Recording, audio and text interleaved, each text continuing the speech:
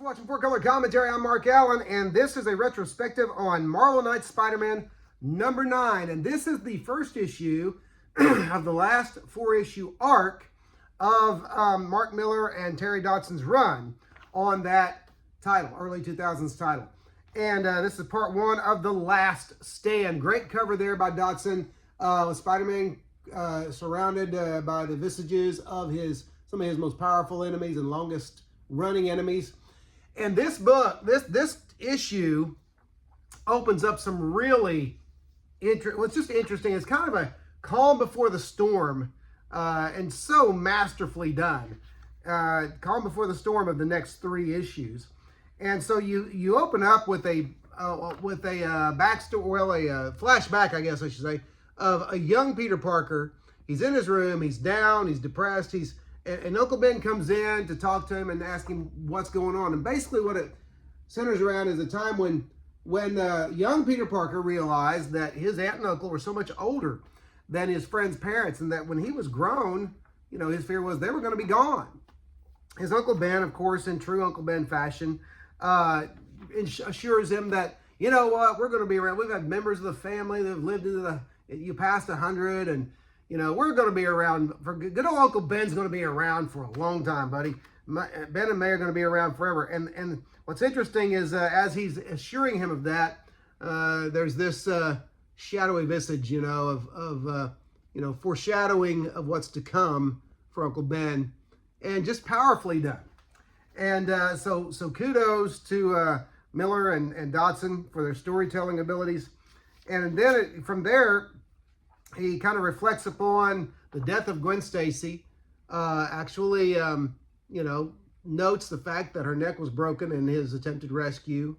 And I don't know how many times that's been, I think by now it's been I think it was questioned by years by the fans, for years by the fans. And I never quite understood, even as a kid, why it was questioned, because when you go to the original issue of Gwen Stacy's death, you see there's a sound effect near her neck, and you know what happened, but for some reason it took the publishers a while to admit it, I think. But anyway, so he's kind of thinking about all of those who have gone, who have passed, and how they were all the deaths were connected to Spider-Man in one way or another. So very, very, introspective issue, a reminder for the fan, and then a reminder of things that have gone for the fan. But then, when you have all these things, you think, okay, something ominous is coming. When the story is set up like this, you can't help but think something ominous. Well, the whole book is ominous. The whole comic is ominous. The whole issue. And then you have the opening story page there, Last Stand, part 1. Peter Parker's on the street. And he's met by someone. Now, he's in his Peter Parker identity. He's met by someone who says, "Good morning, Spider-Man. Are you surprised?" Okay. Peter's like, "Excuse me, what? What are you talking about? Who are you talking to?" Okay. He says, "Is this a joke?" The man says, "Is this a joke? Am I such a second stringer now? I have to freaking tell you?" And it's Mac Gargan, the Scorpion. So Mac Gargan approaches Peter on the street, knows his secret identity. Peter nearly puts him through a subway car window. Okay. And Gargan's just loving it. He's loving that he's gotten under his skin. And what happens in the course of this long conversation, and it's not boring, folks, it's revealing, if anything. He meets him later for a meal, and Gargan reveals to Peter that Norman Osborn is behind all of this. He finally finds out who is behind it, and he says it's Norman, according to Mac Gargan. And so you got all this setting up the story, but then really something extremely interesting. Gargan basically reveals to Peter that I'm trying to think how to say this, the world of superheroes and supervillains is adjusted and controlled by the super rich. He basically talks about, and I'll just give a little bit of narration here. He says, this is Gargan talking to Parker. Imagine it's 1945 and you're one of the richest men on the planet. You've got everything you ever wanted. Girls, money, power. You're living the American dream, and all the little worker bees are working round the clock to keep you there. So he's setting up kind of a, a negative view of things, kind of an ominous view of things. And he says, then these guys in masks start showing up, righting wrongs and throwing their superpowers around. And he shows a picture of the Avengers there. Great Avengers representation by Dotson. Great stuff there. And he basically says, then these heroes, these costume heroes, start looking into your books and start seeing how you're actually doing things. Well, then, long story short, he says the super rich basically created the supervillain to keep the superheroes busy, keep them out of their business.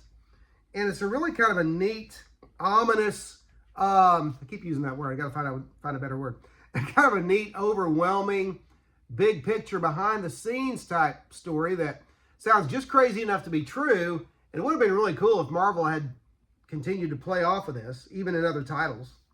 But he reveals to him that it's all about, Harry Osborn manipulating things with Peter. And he asks Peter, he says, don't you think you've lost enough friends? Maybe you should just back off and stop being such a problem. And he remembers Gwen.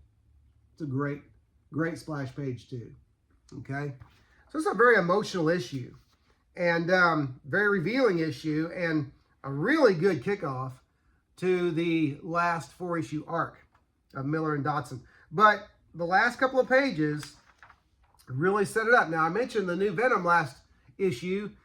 The new Venom only lasted a single issue with the Fortunato kid, the gangster's kid, being the new Venom. He didn't last long. The Venom symbiote itself abandoned him because it said, you just don't have enough Venom. And then so Matt Gargan comes home, and there's someone waiting for him. Well, we know those black speech balloons, don't we? Mac's like, who's there? Who's saying that? And the symbiote talks back to him, tells him a little bit about who he is, and he says, I know who you are, and I ain't interested, creep. I got enough best friends. And he says, oh, but Mac, you never had a friend like me before. And that's the end splash page. And that is awesome.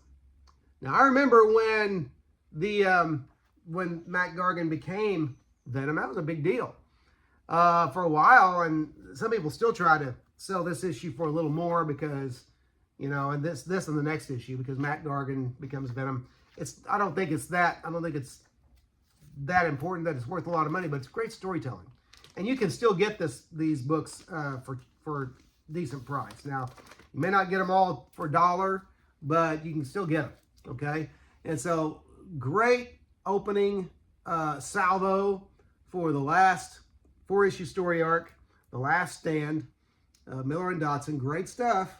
Love this book. And Marvel Knights Spider-Man is probably going to stay in my collection well after this this retrospective, because I can see going back and reading it again every few years. So anyway, there you go. There's Marvel Knights Spider-Man #9, and great stuff there. So I recommend it, and you'll enjoy it. Hey, listen, if you haven't yet, consider subscribing, liking, commenting, but especially commenting. But I would appreciate your subscription as well to 4 Color Commentary. Subscribers keep going up, and I am grateful. And as always, I'm grateful for you watching 4 Color Commentary. Thanks for watching, and I'll see you next video.